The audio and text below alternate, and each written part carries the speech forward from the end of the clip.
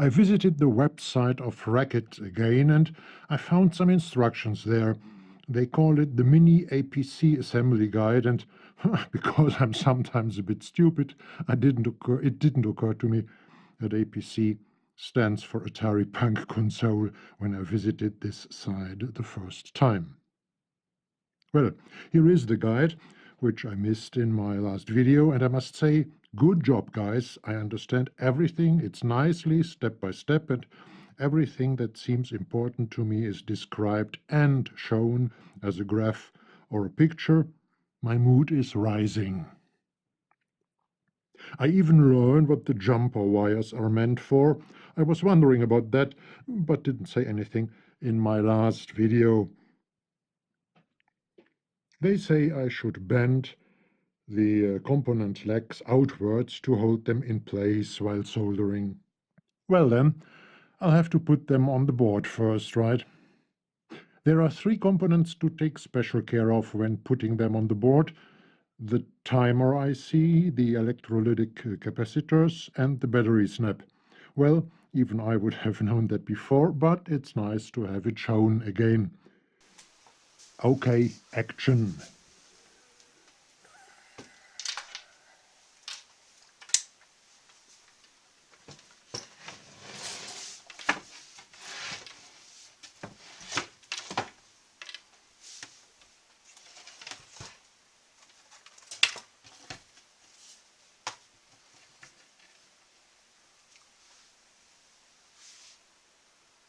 Well, I'll start with the resistors.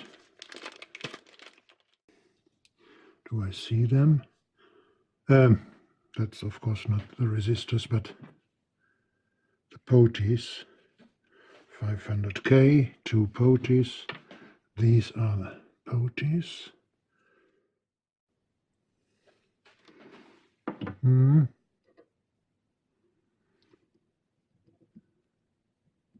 Okay. And they fit.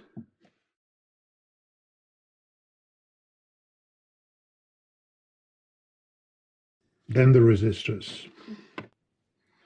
And they belong where? Where do they belong? 1K here, yes. Oh yeah, it's possible to put them in this way. Okay.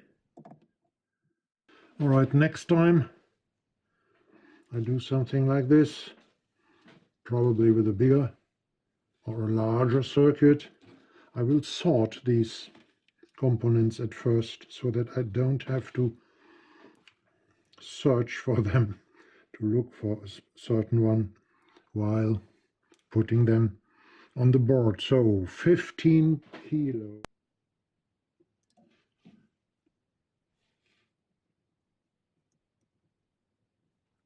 Yeah, okay. And bending the legs.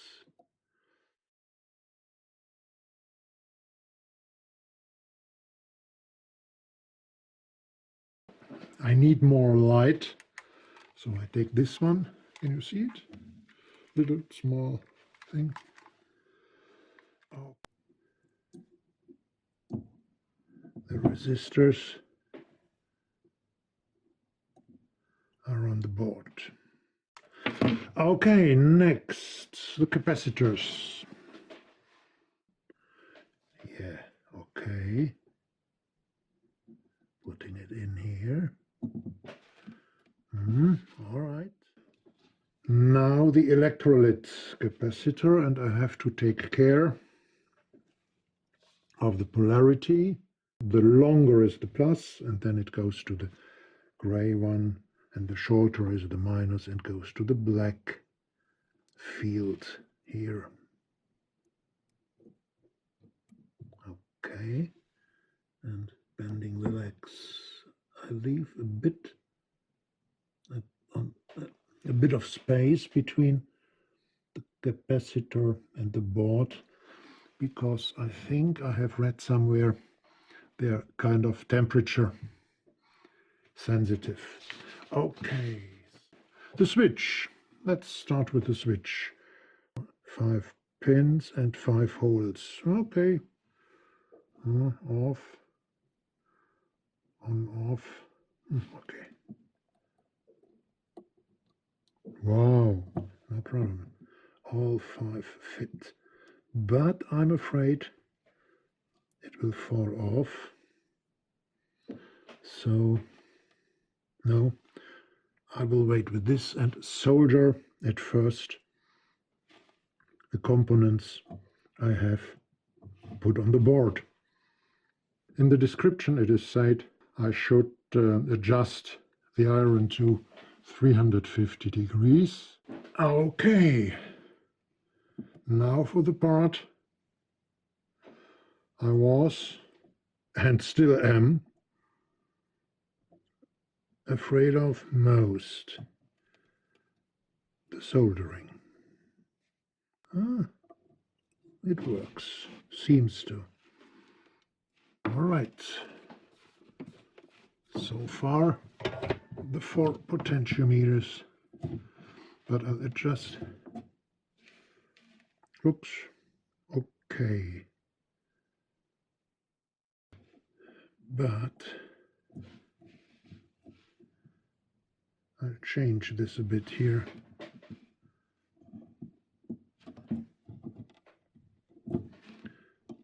I want to hold the board on both sides. So, all right.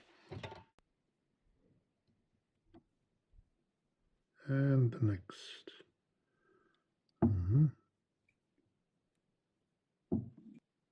I should not have put all of these components on the board first before starting soldering them, because it's a little bit like a wood of tiny legs. So, cutting the legs. Cutting the legs.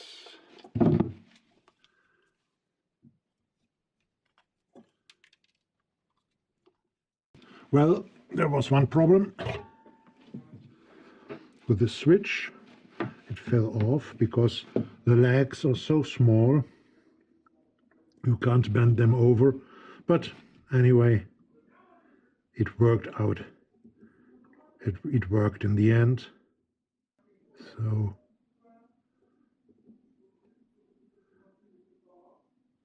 even the switch is fixed.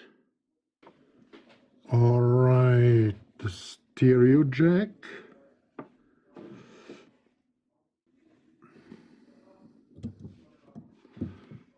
And again, I'm going to solder it at once.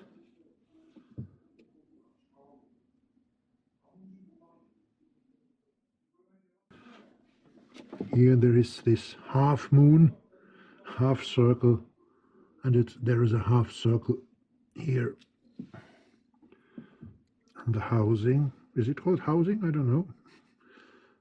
So they are so weak, these legs, you can bend them. What's good, so that it will hold. This is the smallest thing so far.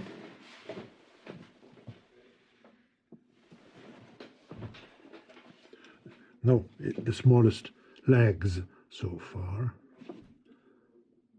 So I hope it will work. Well, only a little bit of solder. Surprisingly simple. I hope I'll be able to say in the end, surprisingly it works.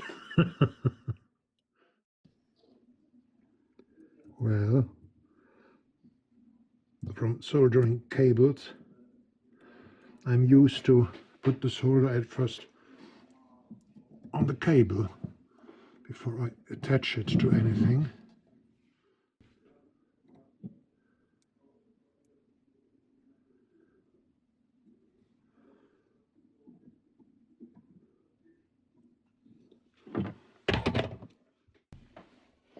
Okay, inserting the timer at last.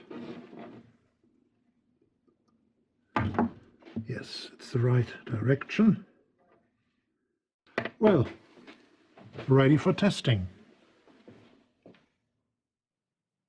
Well, now for the test. And it works. I have to admit I'm a bit surprised about the fact that I managed it at once and nearly without problems.